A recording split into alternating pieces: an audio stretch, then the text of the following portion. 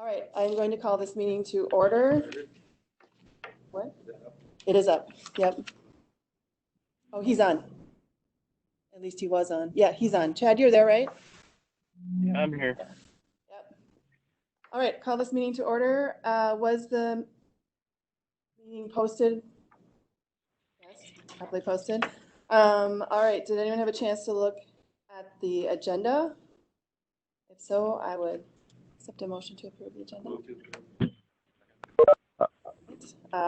Any discussion? All those in favor signify by saying aye. Aye. Opposed? Aye. All right. All right. Did you have a chance to read and look at the minutes from the May 8th meeting? I have a couple minor corrections, Amber. Okay. In the beginning, committee members present, you missed Chad. Well, I don't see him anywhere. I'm not listed, but I must have been being quiet that day. I'm going to have to turn my volume up because I can't hear Chad talking. Did you say something, Chad? Yeah, I was just agreeing with you. That you were there? Yeah. Well, later in the agenda, you made some motions, so you are there. And then on agenda item number 3, it says upon receiving confirmation, board declare this. Yeah, sorry. Okay, so now I should my volume. I just couldn't hear Chad when he was talking to me. Yep. All right. So item number 5, corner updates. Oh, hi. It's been a while. Yeah, I was going to say it's been a long time. I recognized your face, but I couldn't place. We had, for the month of May, we had 18 desks. 17 of the desks were cremation, and 1 regular and 1 heroin overdose, 1 auto accident. Last year we didn't have any. We have 2 autopsies pending.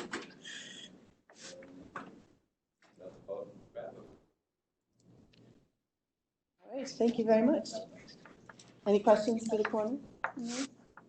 All right. All right. Stacy, I think you're up. The clerk of court updates. Good morning.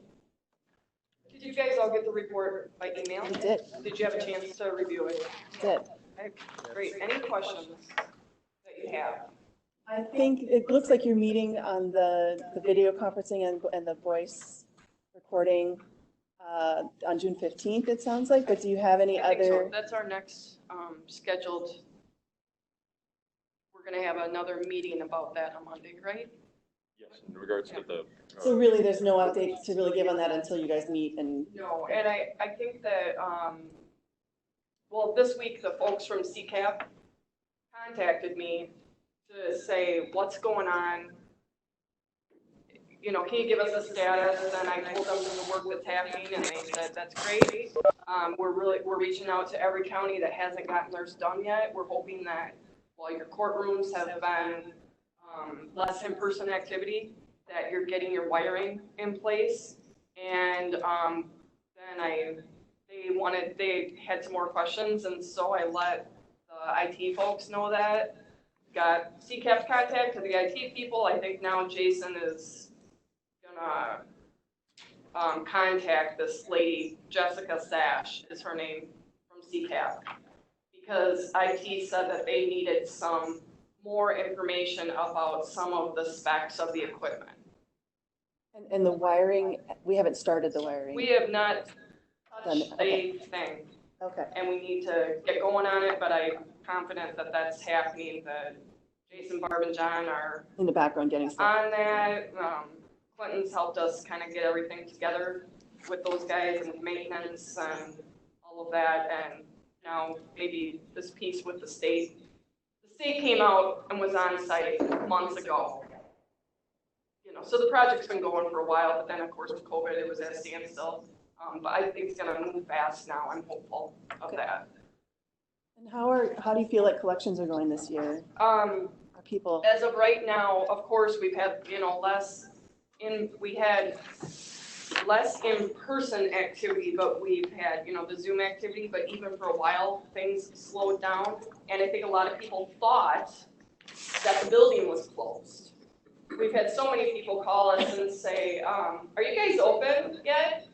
And like, we've been open the whole time, but we also, you know, provide a lot of electronic options for people to pay, and that continued. So, while collections are slow, are less than what they were last year this time, I'm still not worried because they're very good.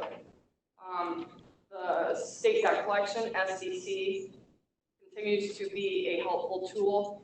They slowed down their active collections for a while because on the state level, they also had people working remotely, and they were also feeling that they shouldn't be hard collecting for a time being. I think that's starting to pick back up. We've continued to communicate with people, so we don't erase debts. And if anybody needs a break, that break comes in the way of a monthly payment plan. There's no write-off of debts, but we will work with anybody who needs a payment plan, which we always have. And by law, we need to do that. And so if anybody, you know, if you guys hear anybody who's saying this is unfair, that they want to collect money from me now, ask them, have you contacted the clerk of court and asked about a monthly payment plan? It's as simple as that. And that communication has not changed. So I think that the slump that we've seen a little bit in where our collections are at is really tied to the lower volume of traffic court, mainly, which has resumed in full now as of yesterday. We did over 100 traffic court hearings by Zoom yesterday morning, which was a good time, but it worked. There were dozens of people on the line. When you get in, I couldn't even see exactly how many people. There were over 20 for sure.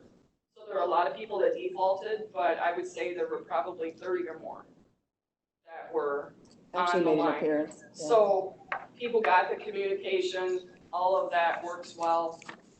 The court is just operating in a different way, but I would say it's pretty much back to normal volume. So I think you'll see also the collection volume. So is the plan to continue with mostly Zoom meetings? Judge Sharp plans to continue with Zoom at least all the way through July, probably into August. And then what he's setting now that's in September, he plans in person. We have our first jury trials back on the calendar for September. And so right now, every county, before they resume having jury trials, they have to have a plan that it Social involves, distancing? Yeah, it's more than social distancing. Yeah. It will involve county health officials will have to have some help with them doing screening as people come in. It will be a big ordeal. It's more than what court staff will be able to do because we also have the jury running the details of the jury. Right. And now if we're gonna have 50, 60 people coming in for jury selection. It's a lot of people to do. And so there are guidelines that the Wisconsin Supreme Court has issued for every county. And every county has to have this detailed plan that's approved by their chief judge. Our chief judge is Bob Vandehey down in Grant County. Most of the counties in the district are working on their plans. Only I think one has their plan so far approved with Judge Vandehey. We're hoping to closely model the plan of Crawford County. They're probably the closest near to us that have got their ducks in a row. And where the Crawford County judge also comes over and does court here, and our judge goes over there and does court, and then Vernon County as well. We're going to try to keep our plans kind of the same so that those judges know what to expect when they come over. The state provided us with a lot of masks, but not an indefinite amount. So if we run out of those, the disposable ones, the county will have to purchase, but those masks, I think, Jen, what did we get, 2,000? Correct. So whenever we have in-person hearings, which we're being very careful about how many in-person hearings we have so that we can make our masks go a long way and we have them for jury trials and everything. Every participant in the room during an in-court hearing, like we had an injunction hearing again yesterday, everybody has to wear masks. And so if they don't have their They're given those by court staff right away when they come in. But with a jury trial, we would probably have to have a procedure where we're giving people masks before they come in the building, because they're all going to be kind of close together. Jury selection recommendations are also that temperatures are taken, that there's the hand sanitizing, you know, we'd have to have more of that kind of stuff too. Of course, social distancing. How are we going to have people displayed in the courtroom? Jury selection or jury deliberation, we probably have to use this room. So then we would be coordinating with the county board and with Victor to make sure that this would be available. The jury room is not large enough It's pretty for small. 12 people, for a 6-person jury. And we would put the chairs all to the outside, remove the table in the middle, and that's what counties do. But for 12 people, it's not enough. So we would have to use this room. So there's a lot of extra coordination that has to happen, and we don't want to be flying by the seat of our pants. And then we have to put all of that in black and white and assure that to the jurors. So when we summons them, they don't just say, "I'm not coming in. You're not going to be able to keep me safe," or whatever. So we have to lay all this stuff out. So there's a lot of things that have to happen, and we're trying to get all that together right now. So, yeah, but normal volume has resumed, and in fact, to the point that it's doubled up like it was before, but instead of Judge Sharp in one courtroom and Judge Root in another courtroom, they're both doing Zoom. So the other thing about that is we only have so many phone lines. So people think we're not answering our phone. We are on the line with hearings.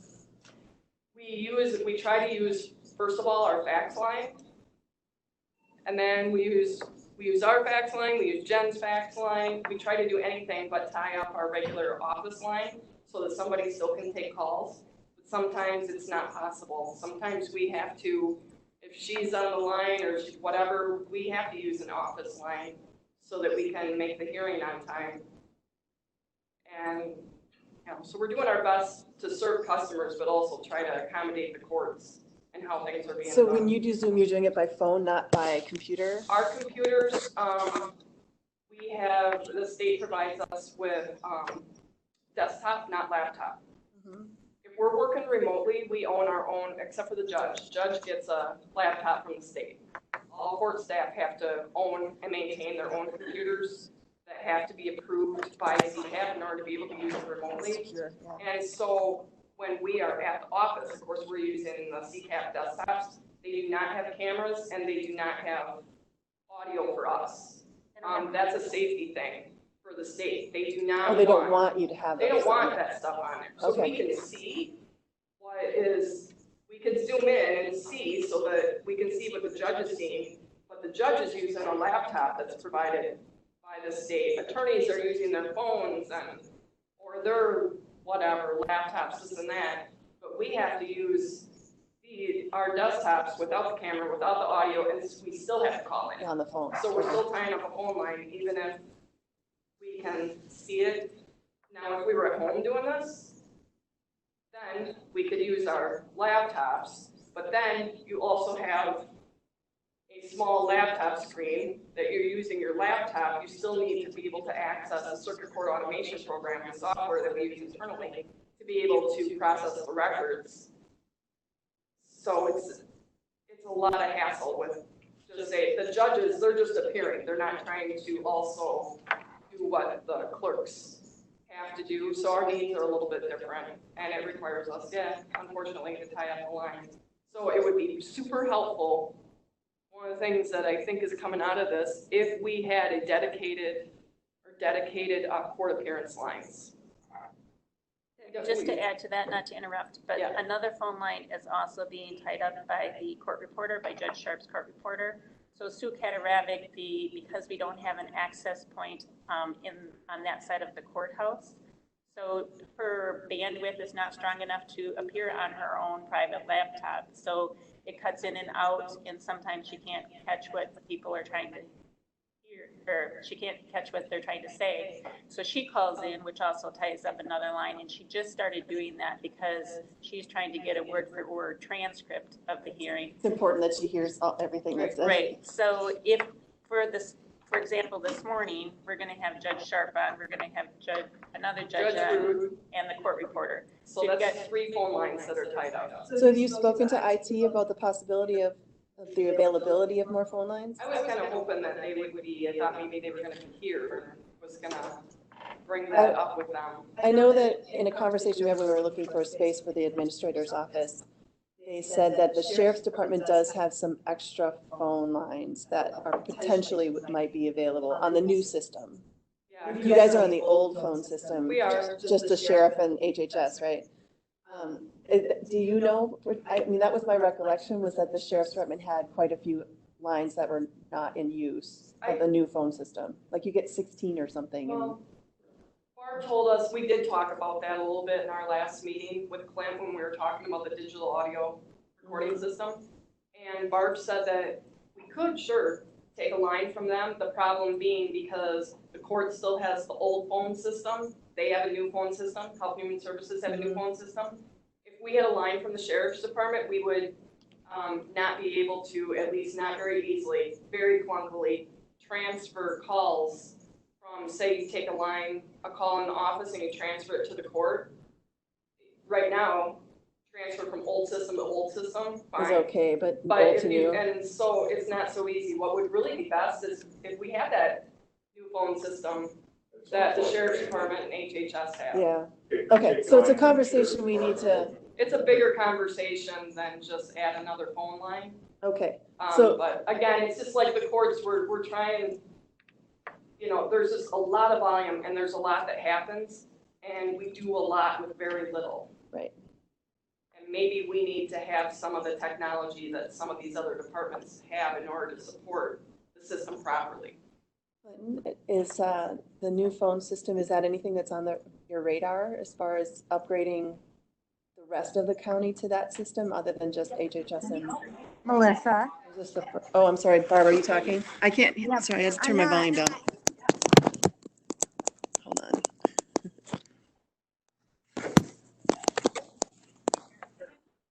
Barb, were you saying something? Yep. I'm sorry to interject. It is on our radar, and Stacy's correct. We would like to implement that there. The part of the problem is that it's the infrastructure, it's the wiring that we just don't have in place. So it's a matter of cost of the wiring. And then, of course, there'd be a minimal cost just for the actual handsets for the desks that would be on the departments. And Stacy's department is not on our network. They're on the DA's network. So it has to be completely wired from scratch to go to our network and to maintain on their network. So it sounds like this is something that we should go on the capital improvement plan for possibly 2022. Whoops. I just said I couldn't hear what you were saying when. Yeah. Yeah. Sure, the input and the output are too close together. Mine is down. Oh, okay, You so, can turn yours up if you want. I think mine's all the way off. Okay, all right, so, yes, Dave? In the shorter term, if phone line access is the issue, would it be practical to get a couple cell phones that you could use for calling into meetings? It probably would be okay. that's another thing we could Look at for a short-term solution. I did. WebEx. Here, you want to do it? Do you know how to do it? I should actually watch how you did it.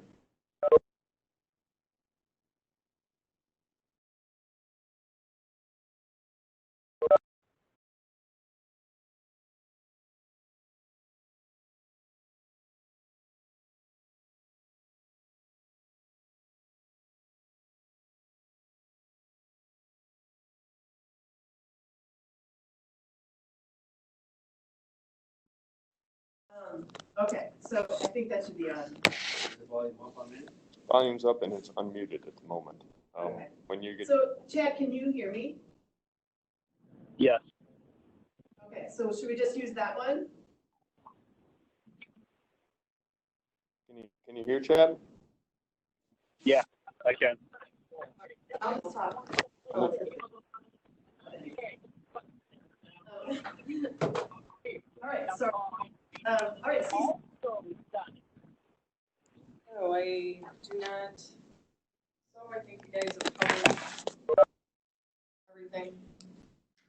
thanks for always reviewing the stuff. When Jen presents, there may be some stuff that we talk about together. Okay. That's okay. All right, so item number 7, probate departments. So I handed out the budget, and usually I'm pretty short and to the point and don't have a lot to say. Today's going to be an exception. So on the budget, just real quick, I'm actually under budget right now with expenses. The only expenses are attorney fees for guardian ad litem fees and adversary counsel fees.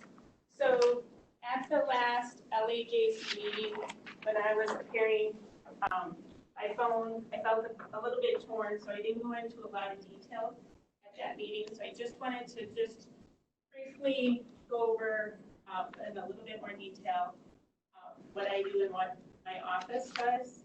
So as registered probate, I handle all of the informal probate, and then if there's any objections, those cases go before the judge. So that is one hat. The second hat is the judicial assistant to Judge Sharp.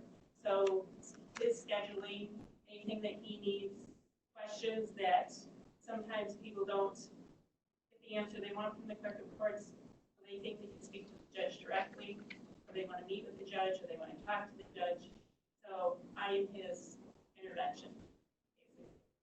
And then the third hat is juvenile clerk, and those are all confidential cases, juveniles, children in need of protection and services, juveniles that have gotten into trouble, and then under the adult guardianships, where people are found incompetent, and they are also confidential cases.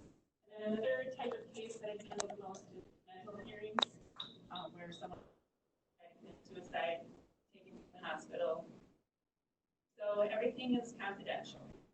So in the last 2 years, I have been going without an assistant.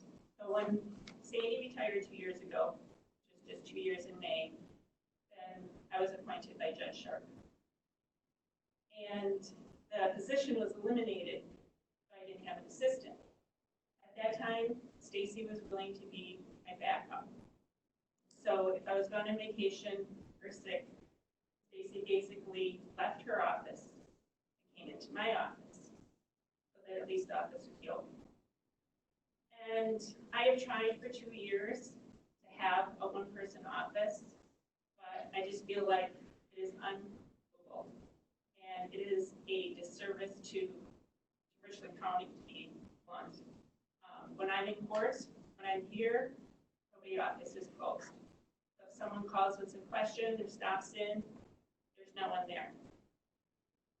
And so it's just really difficult for me to go on vacation and not check in, because there's just, on juvenile cases, a hearing has to be held within 24 hours. On children in need of protection or services because they're being neglected or whatever, it has to be held within 48 hours. On a mental hearing, it has to be held within 72 hours. So everything that I do is confidential and time sensitive, both with the cases and with the judge. So I strongly feel that to make the office and this county better, that I need some help. I've tried it for 2 years, and I feel like I cannot keep up. During that time, Stacy's office was short-staffed. They were going through some things. I tried to help them out as much as I can, but if you are helping a person and the phone is ringing, you have no one there. If you're in court and someone stops by your office, somebody has to wait. So that leads us to where we are today.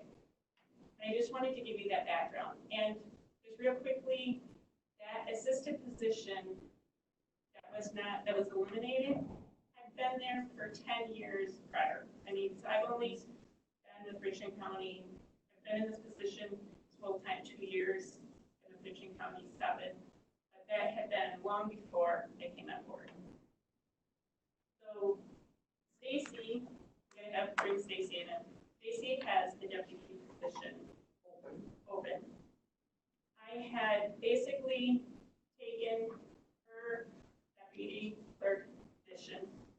And the reason I left it kind of unprofessional, and I whited out some things and I wrote some things. Because Stacy and our offices work well together, and a lot of the duties are the same, except for the details of the duty. So where Stacy's office may be working with law enforcement, I am working with health and human services in the crisis workers. I'm also working with corporation counsel, but we both deal with attorneys and the public, judges, agencies. So even though the details of the cases, sometimes I'm reporting to the Department of Justice, sometimes to the Election Commission, because if a person is found incompetent, their rights are taken away, they can't bear firearms, different things. So there are different reporting agencies, but similar that we're reporting to someone, and we are working with someone. So, and we're both scheduling, we're both opening cases, disclosing cases, working with them. So I just wanted to, there can be a lot of overlap. But Stacey and I have talked about this. We are asking to, it's not on the agenda. I would like to place it on next month's agenda. But I wanted you to have the opportunity to ask questions and to look at our plan and to see what your thoughts are, and feedback, have some feedback. We need to fill the deputy clerk position, but have it be under the register and probate. We have separate budgets. We are all both under the circuit court.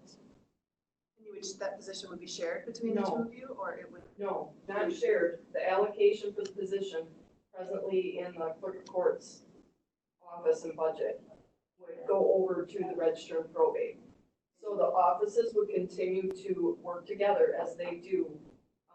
I feel that it's very important for a person to have one supervisor, to answer to one person, not to two.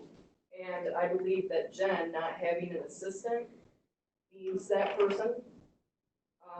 It would not change between the two offices now. There are 5 positions in the budgets. Right now, there are 4 people there. There's 1 position not filled.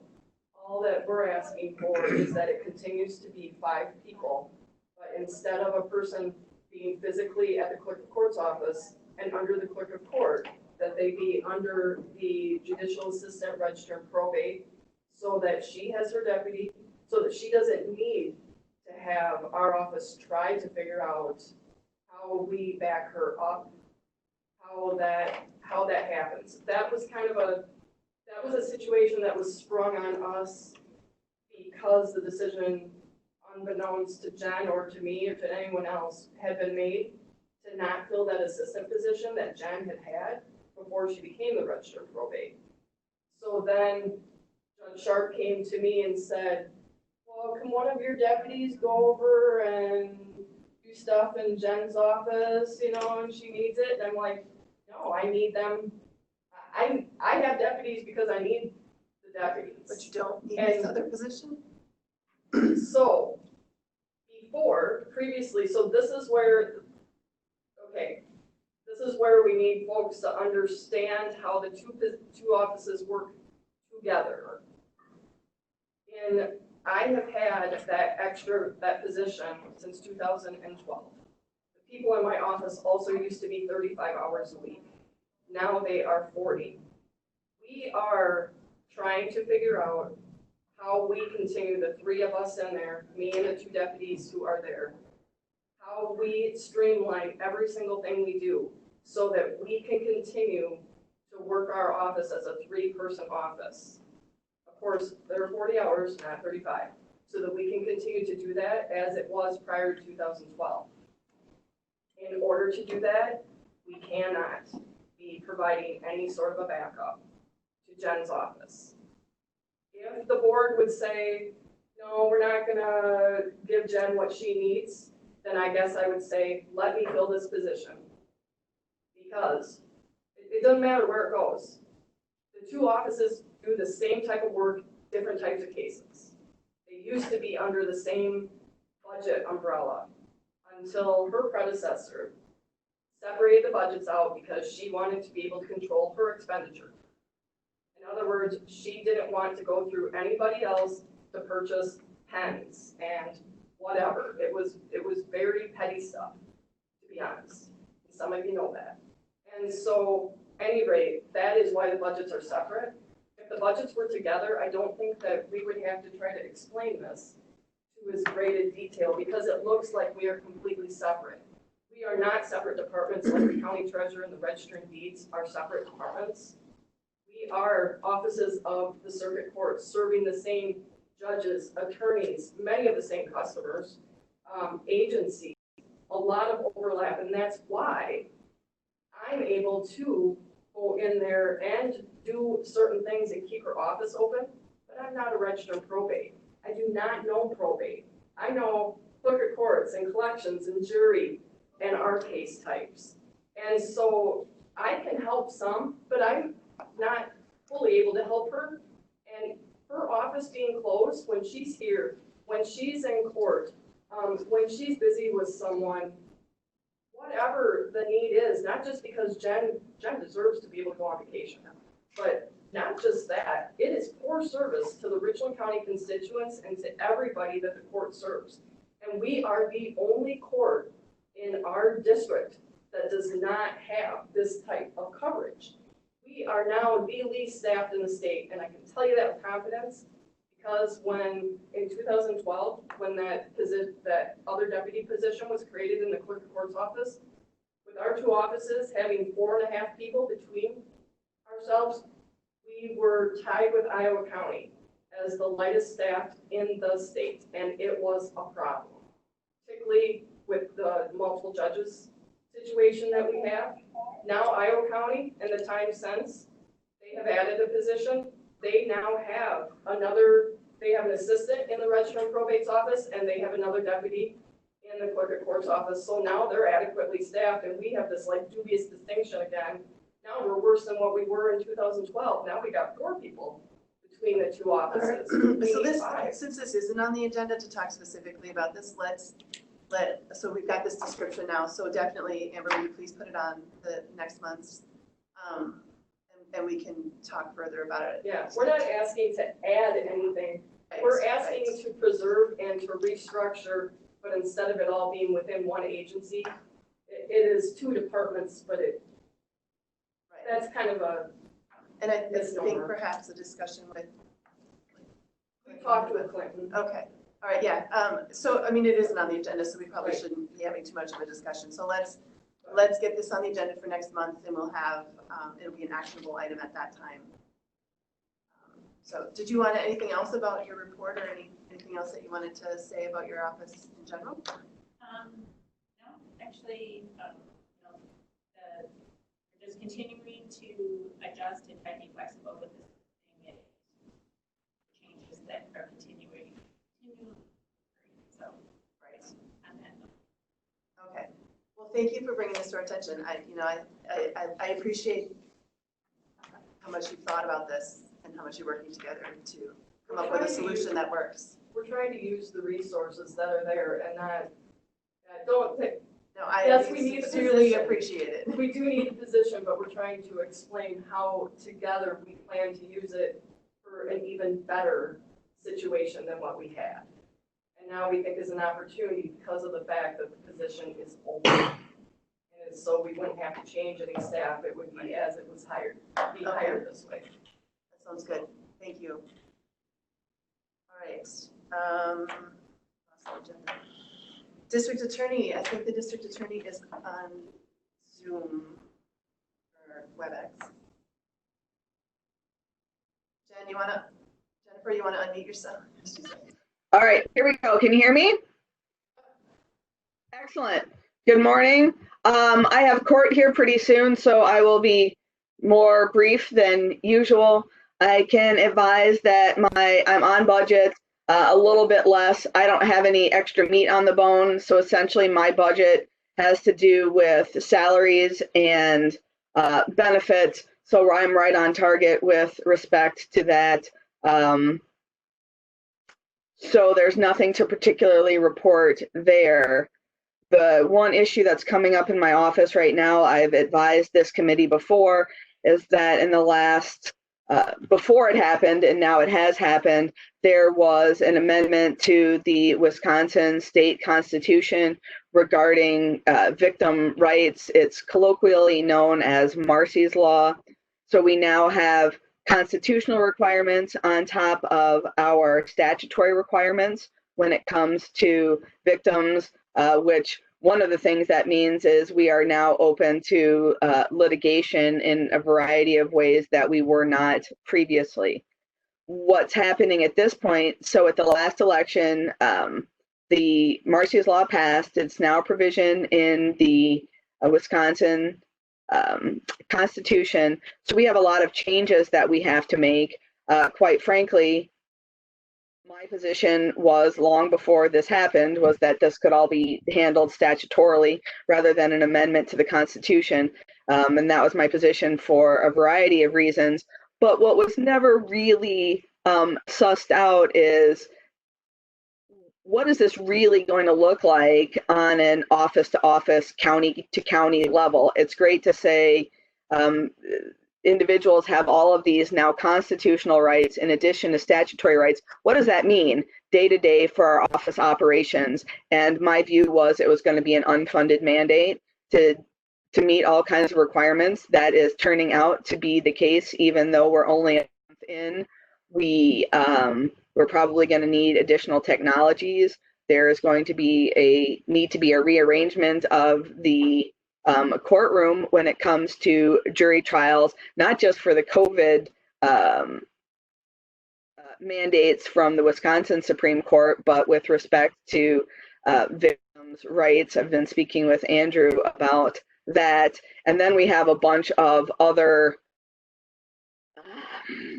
things that we have to do as far as documentation. So this was sold to the citizenry as basically a procedural matter. Well, it is procedural and it has a lot of real world implications. So we are just starting to learn what all of those are, but I can say at this point, even a month in, they are substantial. When I need money, I'll certainly let you know. At this point, we're still, our heads are still sort of reeling as to what all services we have to provide to victims and in what fashion. So we're sort of slogging through that at this point.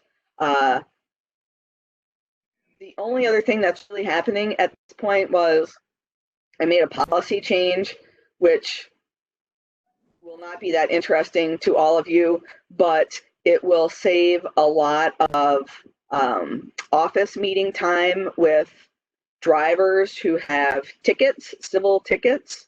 The court used to work, you got a ticket and you entered a not guilty, you go to court, and then you enter a not guilty, and then you get at what's called a pretrial conference with my assistant DA. And those got set up, and they were getting set up. It would suck up all Monday afternoons, and then it started to suck up all Tuesday afternoons as well. And quite frankly, safe driving is important. Having registration is important, having insurance is important, but it was really sucking up a lot of resources, and more resources, office resources, attorney resources than probably we needed to put towards that compared to OWIs and burglaries and sex assaults and those kind of things. So previously, you'd go to a pretrial conference, you'd have this conversation with my assistant DA, you'd either come to a resolution and then we'd file paperwork with the court, or it would go to a court trial. So I changed that, streamlined it. Now I'm appearing in court on those hearings, which I didn't do previously. We had court officers that from law enforcement that did that. Now I'm going to appear. I did that for the first time yesterday. We had about 100 tickets. So it was a big court calendar, and it was the first time I was handling it this way. But this new procedure, essentially what it does is we're going to have a resolution in court. And if we don't have a resolution in court, then we'll have a court trial. So it's going to eliminate all of the pretrial meetings in my office, and it worked really well. Instead of having, so yesterday we had one court trial set out of all of our hearings, instead of having 20 pretrial conferences set and then done in my office, and then having court trial set. So it was really nice. It was really efficient. That's going to save some time and a lot of things. So those are the two things that have been happening in the office. All right. Any questions for Judge? Jim?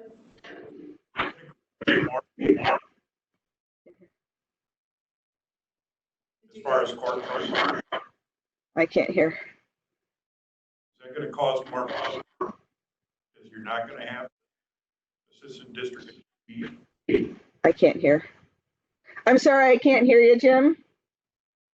Jim wants to know if that's gonna clog up the court process, more court trials, because there won't be pre with Amy.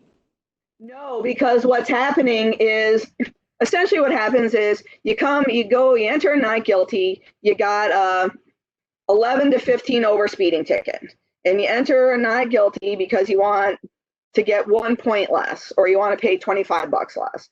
So then previously you'd enter a not guilty, you'd go down, you'd have a pretrial with Amy. Amy would say, okay, I'll reduce it to a 1 to 10 over, which is 1 point less. Then you do paperwork, and then you send it to the clerk's office, or then it doesn't get resolved and it goes to court trial. What's happening in court now is, yesterday, the court would call a case and I would say, this is a citation for 11 to 15 over. If the defendant will take a 1 to 10 over, then we can resolve it today, or we can set it for a court trial. And no one in court really likes to hear, and we'll set it for a court trial, but they also get the benefit of the reason they wanted a pretrial in the first place. So it doesn't do anything for additional court trials. Actually, I think it's going to, we don't have a lot that are set, but I think we'll actually have fewer. So this is not going to impact the court trials, except for maybe in a positive fashion. Jennifer, I thought it was, I was on the traffic page, and Sarah and I both thought that was pretty slick. I think it will bring cases to consider, and it will make that's even better, and it will save a lot of court time. Yeah, saves you guys time, saves me time. So here's my Diet Coke and cheers. It was very efficient, but also pleasing people. You know, fair resolutions. Yeah, it was good. Yep. All right. You have to leave at 10:40. I think I'm going to jump ahead to number 10, just so because Dave has to leave at 10:40. I just want to make sure we can get through this.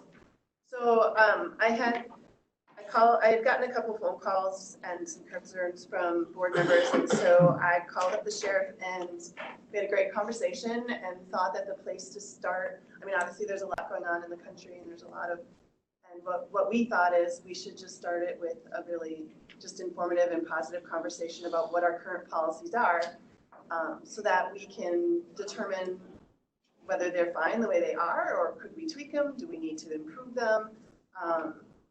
So that's the intent of today. It's really just, I'd love to hear from you guys, and I'm assuming you guys are part of the training, and that's how.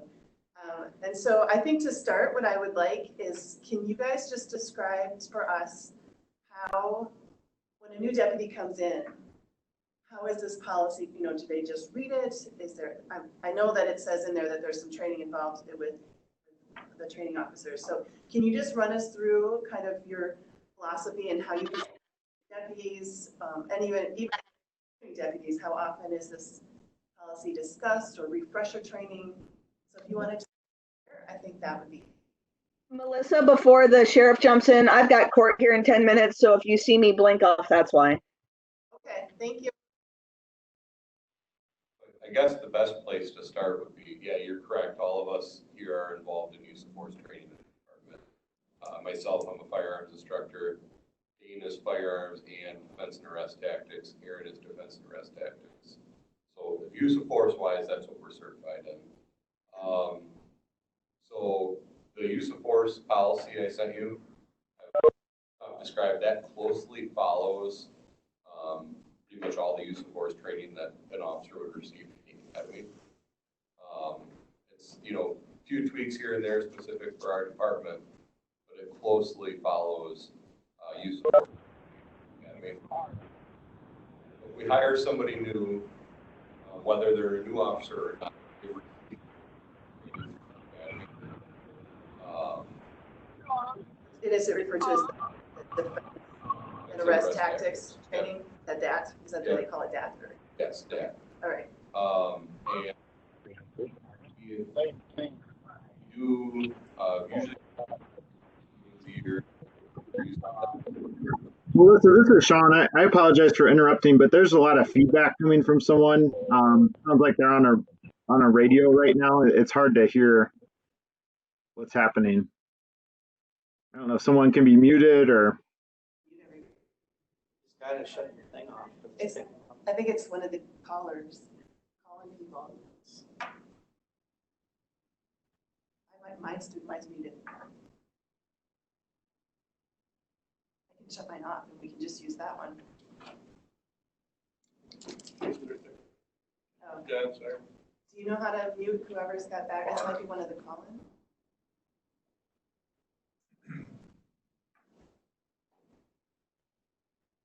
This is the only one that doesn't say it.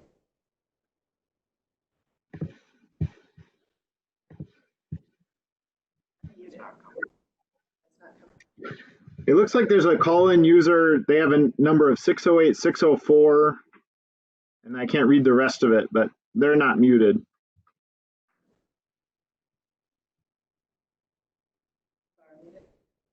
Sorry. Okay. This is so frustrating. That's Sean. Is it still happening, Sean? I don't think so. It might be better now, so feel free to, yeah, I'll let you know if it's still happening. Thanks. Sorry to interrupt. All right. So anyway, like I was saying, we do 2 to 3 firearms trainings, typically 2.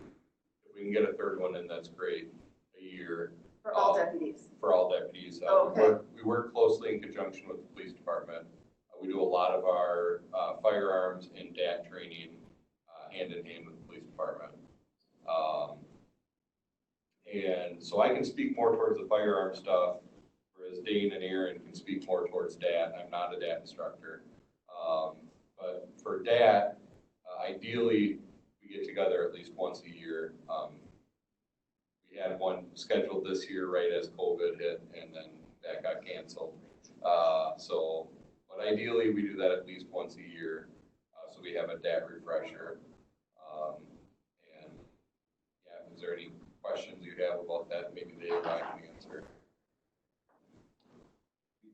We also have a machine that we normally have that belongs to Wisconsin County. It's an insurance company. It's a video machine that we set up. All of our deputies go through scenario-based training. And those scenarios include scenario where there is no proper use of force on up to deadly. So you guys actually act out? Yes. And then they're videotaped so that they can watch how they respond, or what? Yeah. Record them. Also, a shoot back attachment that goes on this thing. So misuse your force and leave yourself open. Shoot something in you? Shoot some plastic ball thing. It's a lesson well learned. Kind of reinforces your training that way. And how often do you use that? But we try to do it every year. We didn't do it this year. But comes from, like I said, Wisconsin County. Contact there that brings it out to us. And we can keep it for, depending on their schedule. Other folks come use the same machine. We kind of coordinate with them. Get them here. So a new deputy goes to the academy for training, and they're there for how many weeks? How long is the training at the academy? Is it 12 weeks? It's, 720 hours. Yeah, 720 hours. It is a lot. Okay. And then when they come back here, do we then go through our individual procedures? Like go through the entire procedure manual with them, or? The MTO officer's supposed to go over all the policy and stuff, but then when we have our training, say DAT training, obviously then they'll use, the use of force policy covers some of that stuff. Obviously, there's a lot of information to cover. So with one DAT training, we won't cover the entire material, but we try to switch topics and cover different parts of our use of force. You use county property, right, for your training, fairgrounds, rifle range? Yep. Okay. We use, for DAT trainings, a lot of times we use the middle school wrestling room or the high school wrestling room. That way we can have a somewhat padded environment for training. And, yeah, we use a lot of times, we use facilities within our county or within the city to conduct our trainings at. And you do jointly sometimes with the police department, correct? Pretty much, as far as firearms and DAT, always with the police department, yes. So are we providing that as a service because you guys are certified? They also have certified instructors. They do have instructors too. Yeah. We work together. Billy's the firearm instructor. Officer Deneen's the DAT instructor over there. So we kind of work together with them as instructors and come up with trainings. Okay. So I have some specific questions, unless you want to talk any more about just kind of overarching. So one of the things, like your general provisions, and it says that no deputy of Richland County Sheriff's Department may carry a firearm unless Richland County Sheriff until that deputy has been authorized by the sheriff. Deputy has been instructed in and understands this use of force policy and procedure document, and the deputy has been trained and cleared to carry a firearm by his designated firearms instructor. So that was kind of where my question was coming from. So that number 2, where it's been instructed in and understands this use of force policy, how do we do that? We just I think that Aaron was touching on that. When we hire somebody new, they go through a field training program. So we have 2 deputies, actually they're both sergeants here, that are certified field training officers. And so they've developed a program. Part of that program is learning the policies. So as firearms instructors, Dane or I will take a new hire out to the range, make sure that they qualify with their, and then we will file the paperwork with the department saying that they've met all qualification standards. As far as the deadly force policy, though, that would be something that would be covered in field training. Okay, great. All right. And then, so in reading over this policy, well, I should back up. One of the conversations that we had is we did specifically talk about the video of like the George Floyd arrest. And one of the comments that you brought up was that, kneeling on someone's neck is not something that is done in this department. When I was reading through the policy, I was expecting to see some things that are not allowed. And there was 2 things I saw that were not allowed. One was you can't use your flashlight as a weapon. And you can't use weighted billy clubs or whatever they're called. But there really was no talk about specific things like chokeholds or kneeling on the neck. So I guess I can let them speak to this. Chokeholds are not a trained technique. I've been a DAT instructor. So do we tell them that they just are not allowed to do it? Well, there's always situations. I mean, obviously, if you're fighting for your life, anything's on board to, protect yourself. So it's hard to say that it's never allowed if, there's a possibility you might need to do it to protect yourself, save somebody. So, I mean, in every situation you get into, you can, might be trying to do a trained technique, and it just turns out that it doesn't quite work out the way you're trained to do it. Because obviously in training, people who we're training with, they're not resisting. I mean, they're a little resistance, but it's not like the real situation. So you can train people to do something a certain way, but with the heat of the moment, things may change and they may accidentally, put their knee instead of putting the small of their back, it might end up on the back of their neck. I mean, at that point, once you had compliance, yes, you need to, back off from, what you're doing in the first place. So, I mean, you can train people to do things. You could be doing a trained technique, but it just turns out, to just kind of go off because it's not something that you're continuously using that force in that type of situation. There are things that can happen that are not trained but justified. Right, well, but when you get to deadly force definitions, I mean, it says right in the statutes that when you decide that deadly force is proper, then there's things that you can do. I guess I was a little surprised that I didn't see anything in there about that, just it's not recommended, or, that it would be a last resort kind of language. I don't. And I guess I think the way I guess I interpret it, and that's for me having the background that I have, is that they're not trained techniques, so it's not something we're specifically telling somebody, okay, you can't do this now, because it was never something they were actually shown to do in the first place. So they were shown to do things a certain way, and like as Aaron was saying, you kind of have this situation where you can have this dynamic application where you're in the heat of the fight, and you landed a knee strike, not exactly where a ideal target area for a knee strike would be, but in the heat of the fight, that's where it landed.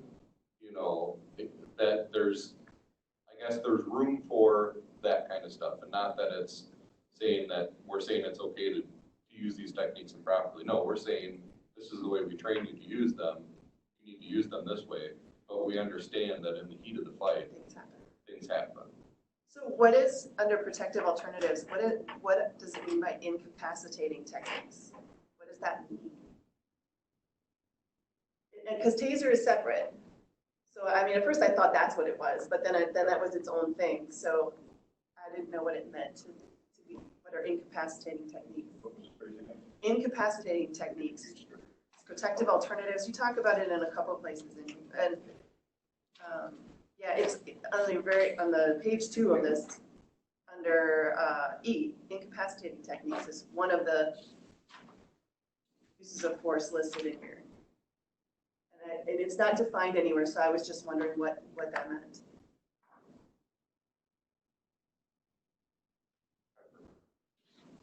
It's on my right here, if you want to see it.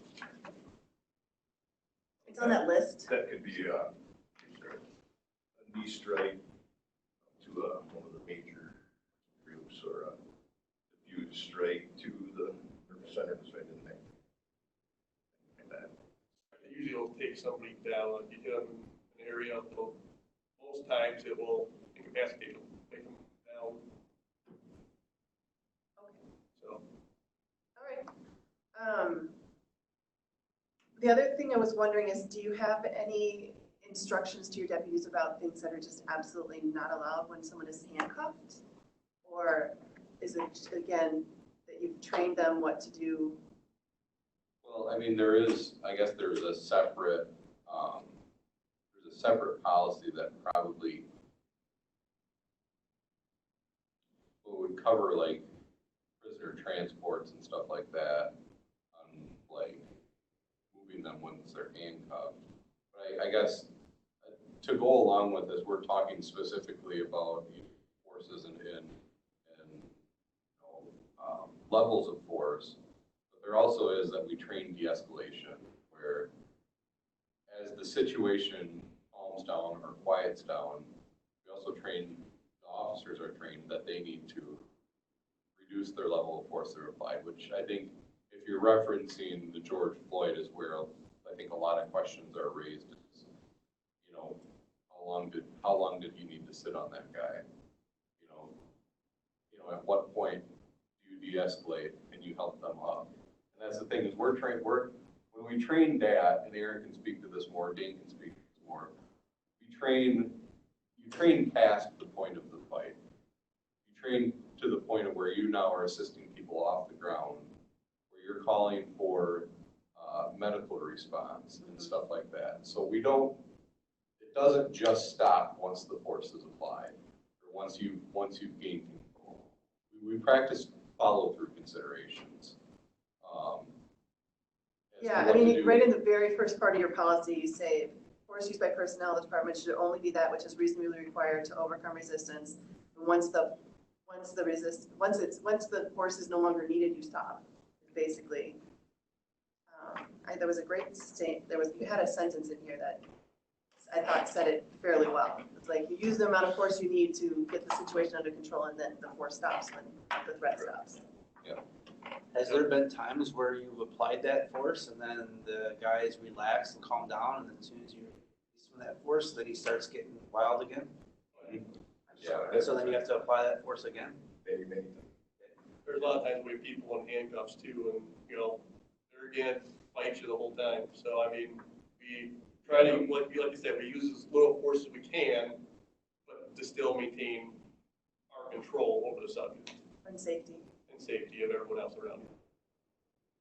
So when you guys are responding to where someone's going to be arrested, is it individual deputies, or do you go in pairs when it's at that point? It depends on the, Who's at work. I mean, a lot of times there's only two of us working for the whole county. So, I mean, if one of us is in Lone Rock and there's a call from Viola, we could be up there by ourselves for 15, 20 minutes before someone else arrives.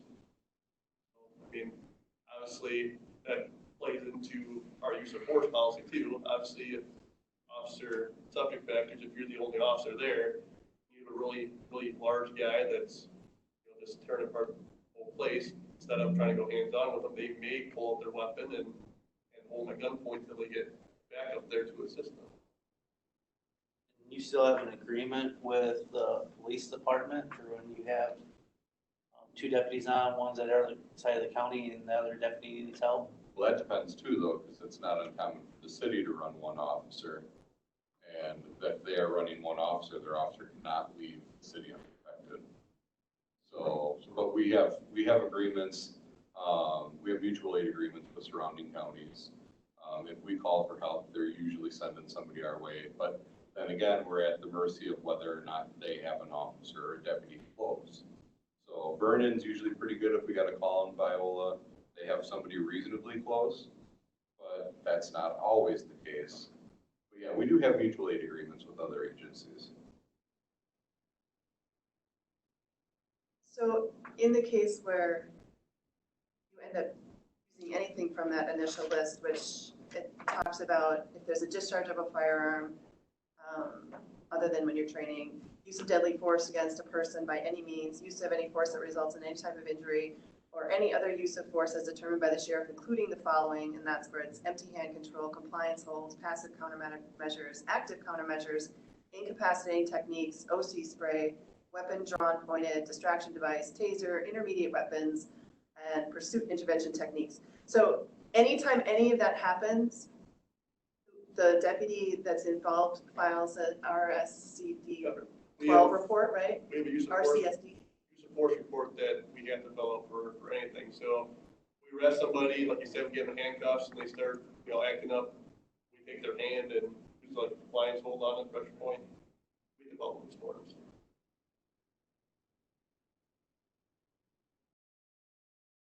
If there's any injuries involved, subject or the officer.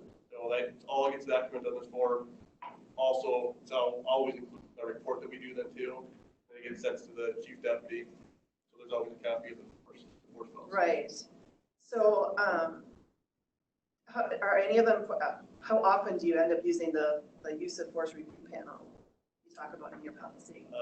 Since I've been here, I don't think we've ever used use of force. I've been here for, well, 12 years. So as far as I know, we've never had to use the use of force panel. And as far as use of deadly force, we've been fairly lucky with The one, well, Danny's been here, well, between the other day, just the one time. And as to your knowledge, have there been any complaints filed against the sheriff's department for use of force? In regards to use of force, not to my knowledge. I mean, we brought that stack of paperwork because that's, I can say at least for as long as that stack of paperwork exists, I don't believe we've had a use of force complaint. The stack of paperwork being the 12 forms that are Aaron brought. use of force forms. So So sometimes that's a lot of uses of force right there. Thank you. Dave, you've taken a couple people complaining about stuff though. I remember that one call that Billy and I were on, and that people already called and said that, Oh, yes. she called and complained that we used force to arrest her, but that was after she took a swing at one of the deputies, you know? Nothing, a slide one, email party. Made two sound comments, we have to make contact with her, and she took a swing at one of the deputies, so we escorted her to the ground and handcuffed her, and she just all wanted to make a complaint that we used force against her. So have you guys had conversations about, the situations that have been happening that we've been seeing on the news? Have you sat down with all the deputies and had conversations about that, or how are you handling? As far as department-wide conversations, I would say no, but there's been a lot of discussion with that. Yeah. We all work with each other. We've all seen the video. We've all talked about it. I mean, maybe not all at one time, but I would say at a whole, I'm sure we probably all covered the conversation numerous times with different people, kind of get everyone's viewpoints on the situation, and Has it sparked any conversations about things you think that you might want to change or do differently, or do? we just talked about this the other day, Clay, that, based off of our policy, everything that happened in that situation, it shouldn't have happened. As an instructor, you see that, and you're like, well, obviously, from what I understand from the report, was that he was, resisting. They took him down, so the use of force was probably warranted initially, but once they gained that compliance, they probably should have removed it. I mean, I think that, what I'm hearing say that same situation happened here, could happen in Wisconsin. We never trained.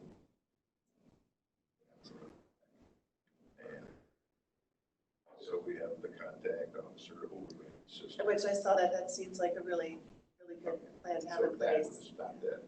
Right, because when the other officers would have been required to step in and say, hey, back off, Exactly. you've gone too far. And we've had that since like 2005. Okay. And I don't know if Minnesota is trained different or what, but I can say that would happen. Okay.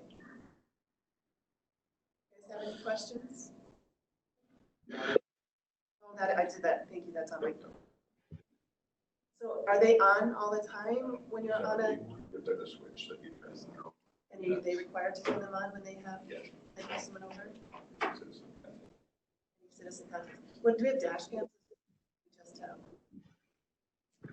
Most of We our have one squad. portable videos. We only have one camera, that's in the K9 squad, then we have the squad camera.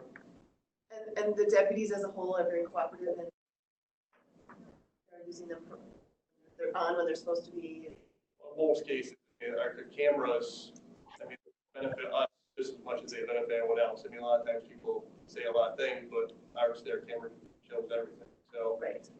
There's cases where we go to a call and turn your camera on and, it just wasn't charged and it dies during the call. But for the most part, the cameras are always on when.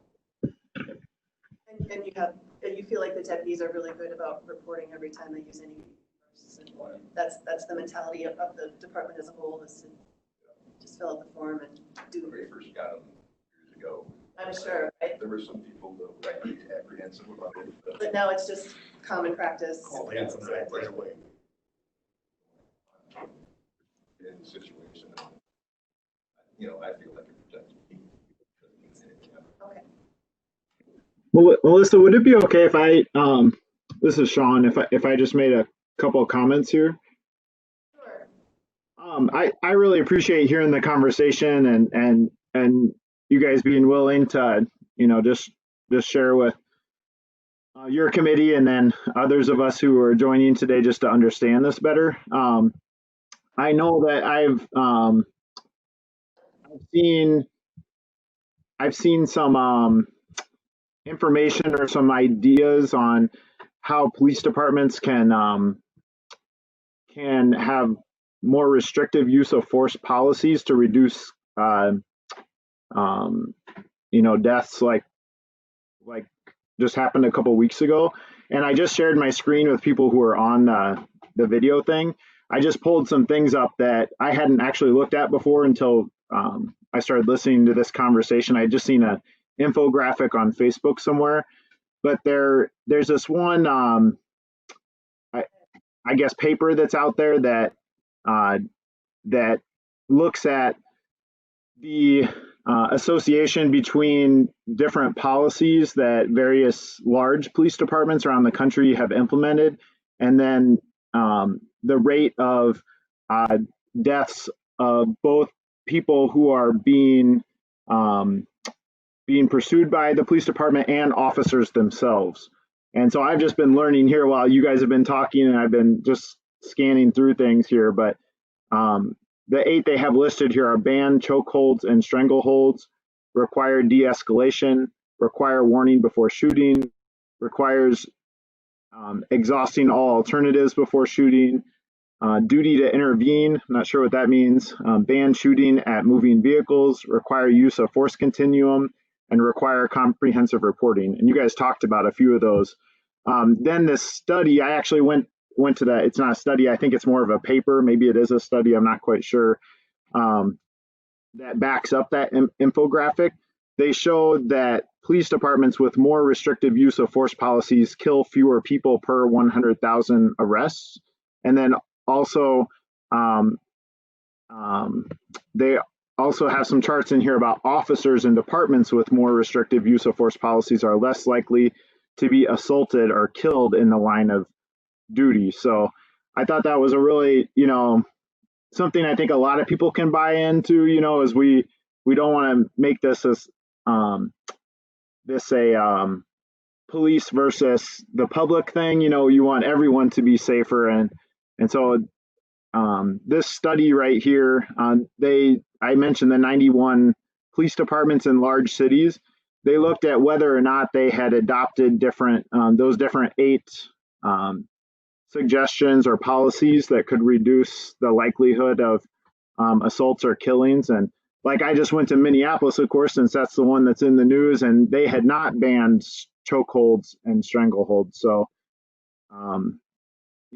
they'd only adopted 4 of the 8 policies here, and they had not adopted 4 of the other 8. So my comment is, I just think it'd be great if you guys could take a look at this, and I'd just be curious on your feedback on this 13-page report, and if you think there's anything that you guys would recommend to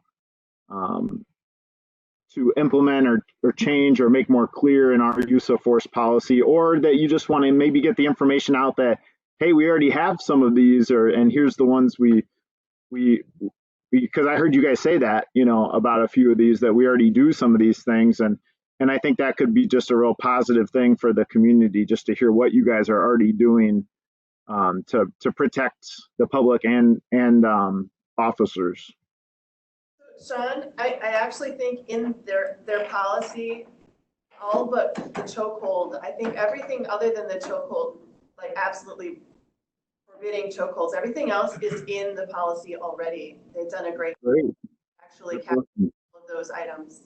I believe, Well, we don't say that we're gonna tell people we don't give specific warnings for everything we're gonna shoot. I mean, obviously, if we're dealing with somebody, we tell them if you don't got the weapon, we're gonna shoot. But I mean, we're trained to verbalize throughout our. Yeah, because you actually have verbiage in here that talks about identifying whenever possible, identifying, and alerting people to what action you're going to take.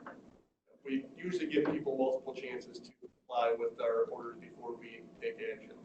Can you go back to that graphic, Sean? I can't. Yep.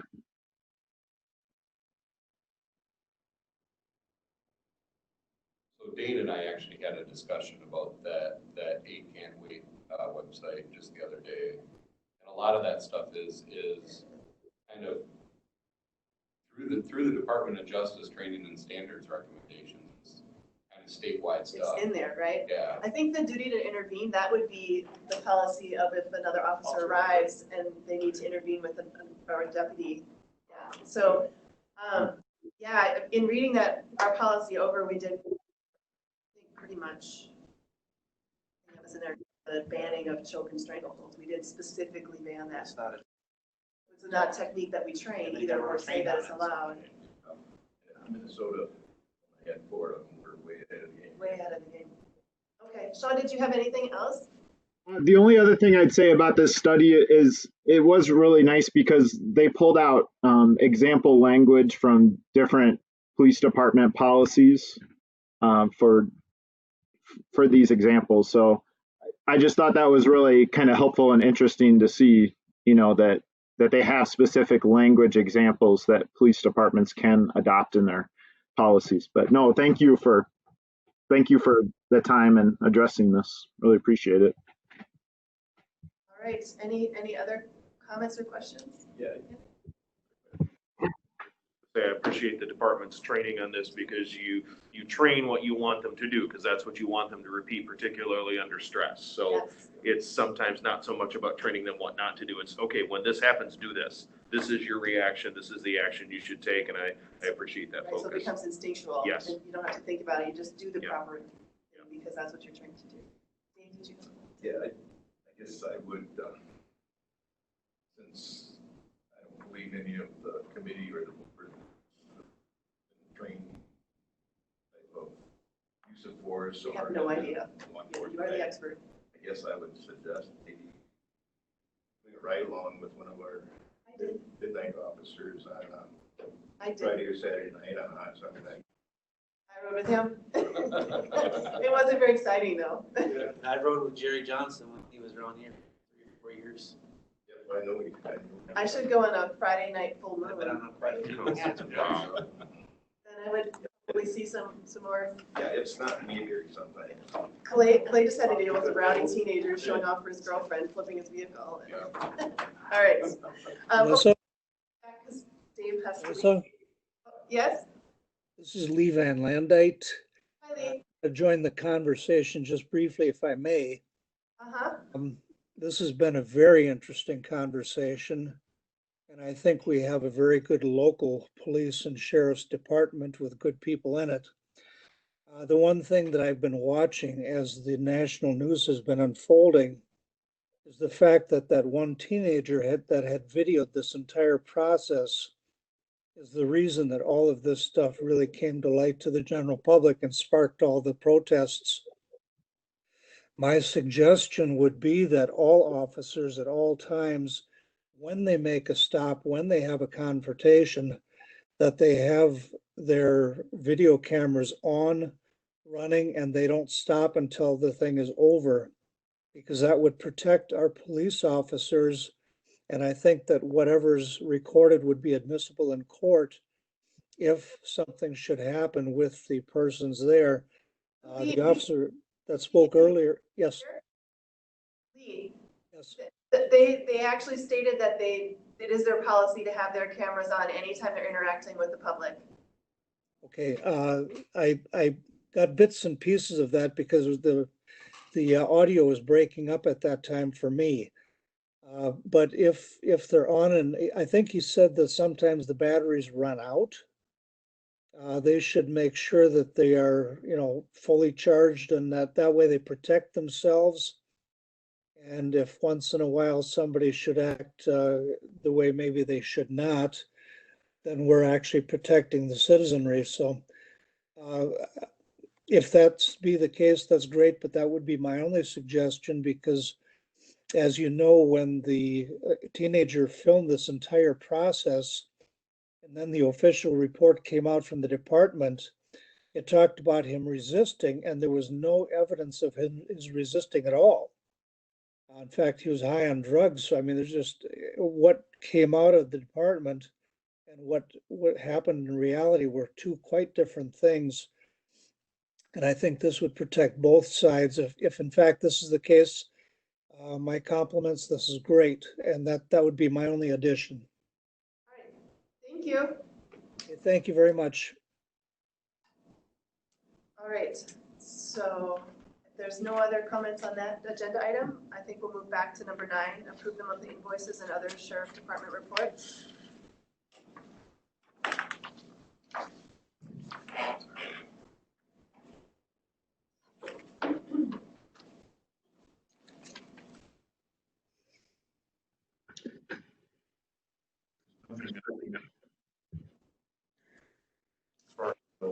was just looking in on some. Motion to approve.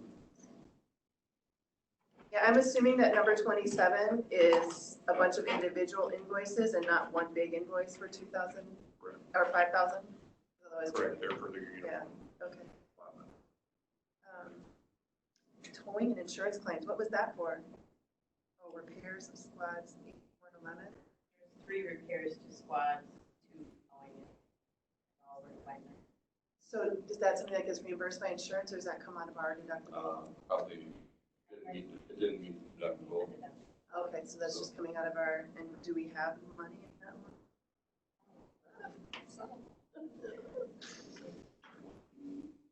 Okay. We had quite a bit of money in it, but we took some money out of that when they asked to put the 50,000. Remember when Yeah. they said we need to make 50,000 come out for the 911? For the 911, yeah. So we took, I think it was 20,000, we took 10,000 out of that or 50 to get to that 50,000. All right, so I would accept his motion to, oh, sorry, go ahead. What was number 13 all about? That seems awfully high for a towing bill.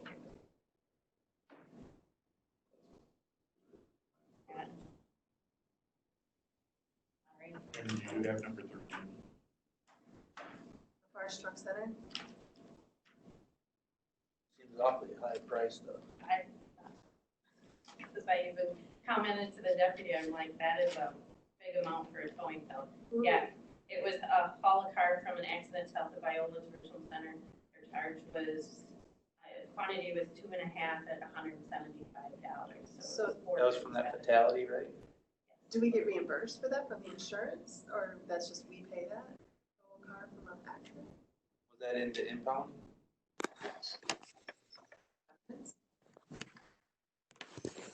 Evidence, yeah. Okay, so that's why we towed it. Oh, he brought, okay, so he hauled 2 vehicles for us. Okay.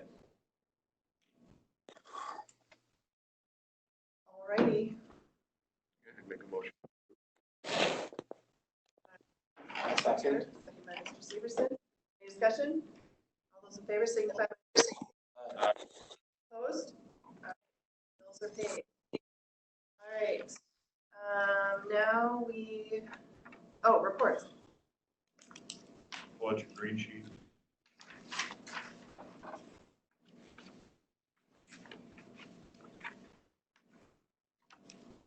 that we're semi-opening up the jail, I can see that the number of jail bookings has gone up from 14 to 35. When I looked at the average number of inmates housed in our county, it kind of made me look at this and say, wait a minute, I can remember seeing the number 10 in our jail.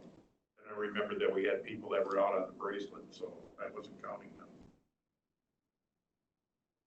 So for May, why we had 19.3, but actually we only had 10 people in jail during the COVID incident. Monthly complaints, as you can see now, all of a sudden, why things have opened up somewhat, and now we're going, the numbers are jumping.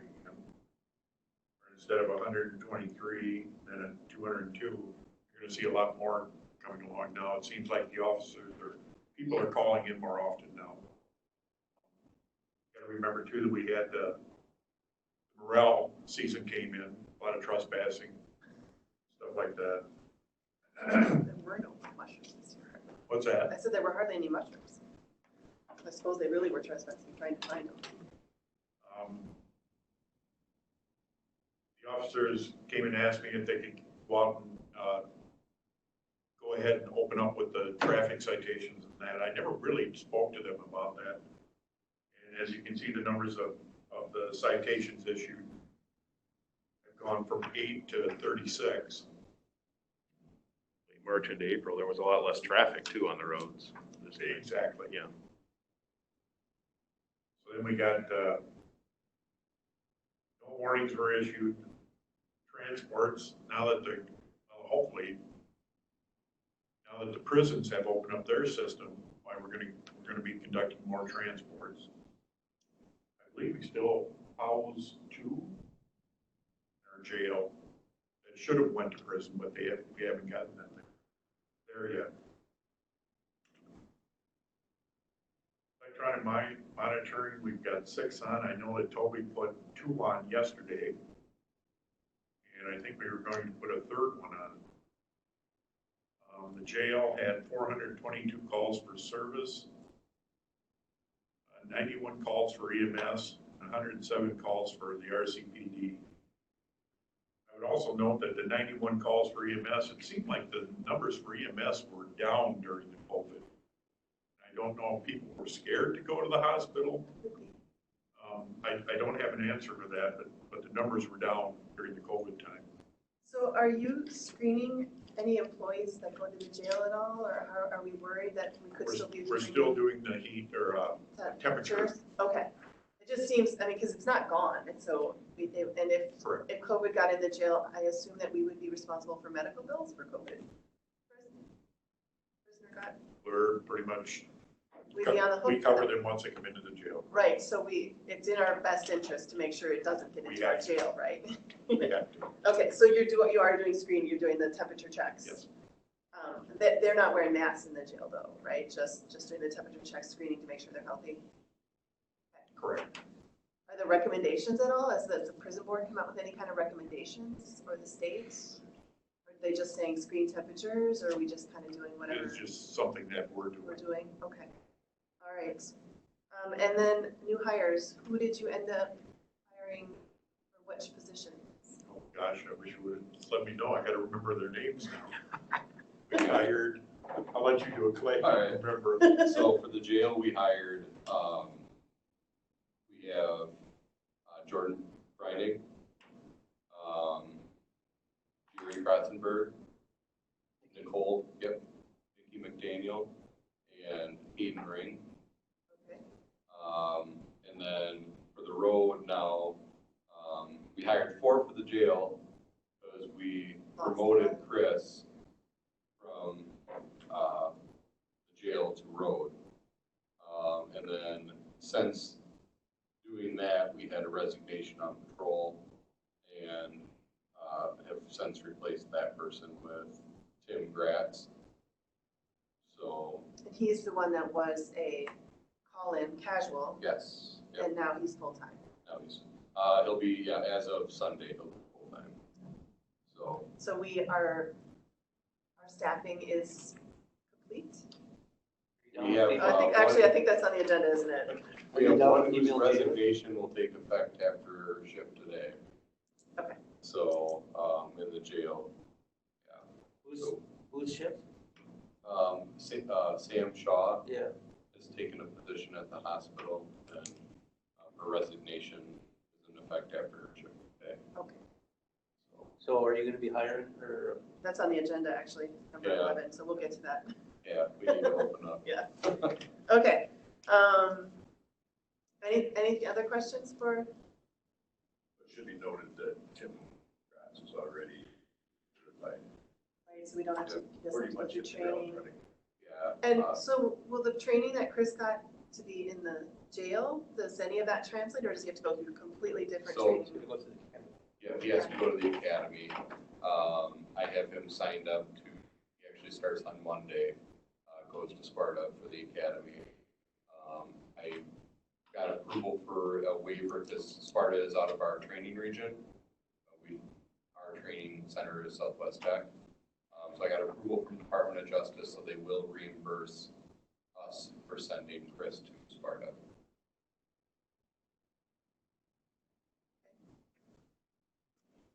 All right. So we did 10, so that brings us to number 11, approval to reopen the eligibility list for the Sheriff's Department. Unless, did I miss? Everyone did their reports, right? What we had was we only had one female, and we hired her. And now that we're losing another female in the jail, right. Jailer dispatcher, we need to reopen the eligibility list again. It's unfortunate that we don't get to large numbers, but we don't. Right, so I would. Want to reopen both? I think we should reopen both. Just so that you have a list of potential in case. Mail and female. email? We don't currently have any mail openings, but if we open the list, then if we do, we can, it moves faster. Right. Is that okay for your motion? Okay. Second, all right. Any other discussion? All those in favor signify by saying aye. Aye. Opposed? All right, position is open. And then number 12, approval of traffic equipment grant. And you gave us a handout on that, right? I did, and sorry, it's kind of a mess, it's just an email. But through our participation in the drive server getting pulled over in winter of 19, we were awarded a $4,000 equipment grant. And so on the back is there's a pre-approved equipment list. But I kind of spoke to you about this when we were trying to get the car stuff, when we were working on getting the car stuff approved, the new squad stuff, that I knew this was out there. I wanted to bring it up in this meeting so we could or a motion on it. So basically, it's already have this, we just have to, Yeah, we were already awarded the, we have to get the board to say we can take it. yeah, I think you guys can approve. Now, does it go to us and then to the full board, I believe? Was us or the board And then for them go- to apply for and accept it. Right. Is that that's still the rule, right? Okay. The good news is you, once we approve it today, you could maybe, if you talk nice to Ben, you can get it on Tuesday's agenda for approval, potentially. I don't know, Clinton, is that possible? Instead of having to wait a month?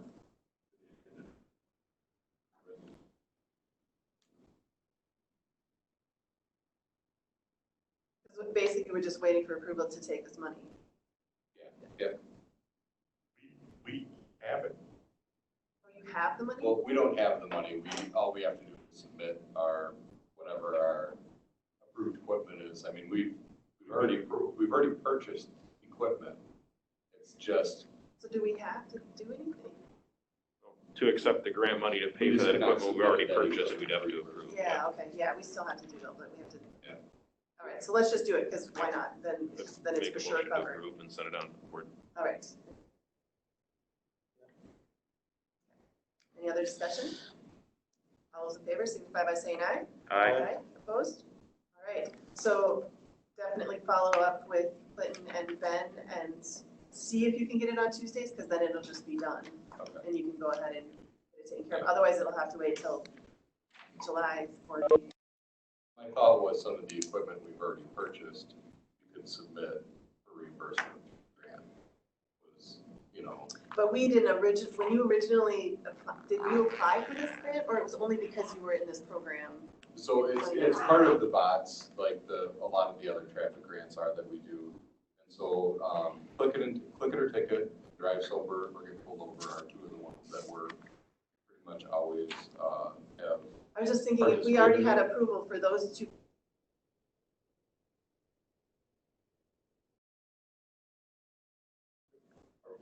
We already applied and accepted for the grant, and now we're just submitting. Thanks, Dave. So we participated in the mobilization grant so I guess we've already been in the grant. We participated in the mobilization. This is just, because of our participation, been awarded this money now. So We're already eligible to participate in the grant, just submitting with the application. Well, I guess. Each one is an individual grant. That's a good question. Because it does say this equipment grant, this is a drive sober, get pulled over mobilization grant. And this equipment grant is $4,000. I'm not sure if it's two separate deals or if it's all, I need to find some clarification. Because I called and said, okay.